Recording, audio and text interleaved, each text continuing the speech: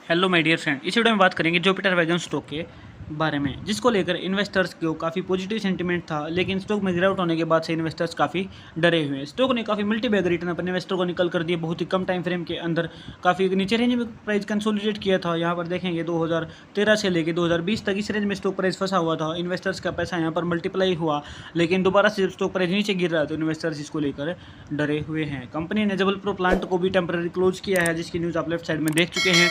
अब आगे बढ़ते हैं। ठीक है, तो यहाँ पर देखिए, जब प्राइस इस रेंज में था, किसी ने हाई पे बाई किया होगा, तो सिंपल मेथड क्या रहता है एवरेजिंग का, वीकली टाइम फ्रेम के अकॉर्डिंग या फिर मंथली टाइम फ्रेम के अकॉर्डिंग। बड़े टाइम फ्रेम में मूविंग एवरेज 50 और 200 पर प्राइस आता है, तो वहाँ पर इन्वेस्टर्स एवरेजिंग के डिसीजंस लेते हैं। अब आगे बढ़ते हैं यहाँ पर। ठीक है, तो यहाँ पर देखिए स्टॉक प्राइस में हमें तेज़ी देखने को मिली, लेकिन फिर से जो है प्राइस यहाँ पर जाकर रुका। अब इस चीज़ को देखिए, जैसे कि मैंने आपको बताया था कि प्राइस जब मूविंग एवरेज 50 पर आ जाता है तो प्राइस इंपॉर्टेंट रेंज हो जाती है।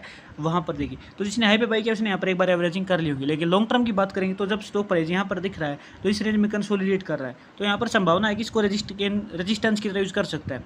ठीक है, यहाँ पर आप देखिए इसको ब्रेकआउट किया, लेकिन यहाँ पर ट्रेस नहीं किया और प्राइस दोबारा नीचे चला गया। सिंपल चीज़ है, जब किसी एवरेज को जो कि काफ़ी स्ट्रॉन्ग सपोर्ट या फिर रेजिस्टेंस जोन है, उसको जब कोई प्राइस कंसोलिडेट करता है, उसको ब्रेकआउट करता है, तो वहाँ पर ट्रेस होना जरूरी है।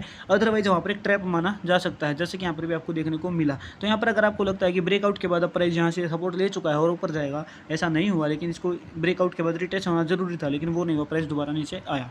अब जो है 422 रेजिस्टेंस की तरह काम करेगा। इसके अलावा इसको रेजिस्टेंस की तरह समझने के लिए आप डेली टाइम फ्रेम या मूविंग एवरेज 50 पे, वीकली टाइम फ्रेम में आप इसको पिवट इंडिकेटर यूज़ कर सकते हो। तो आप देखिए S1 पे सपोर्ट लिया, R पे पिवट पॉइंट पे रेजिस्टेंस की तरह यूज़ किया।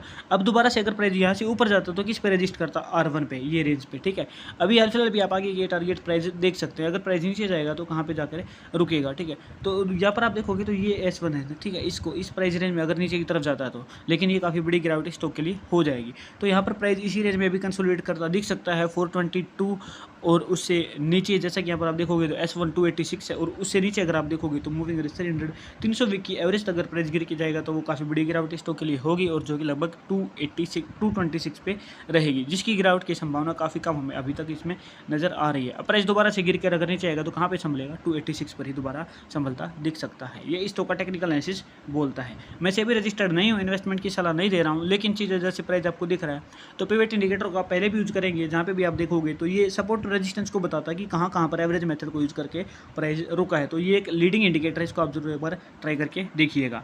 अगर आप मेरे चैनल पर नए तो चैनल को सब्सक्राइब जरूर करें और वीडियो को लाइक किए बिना बिल्कुल भी ना जाएं। Thank you very much.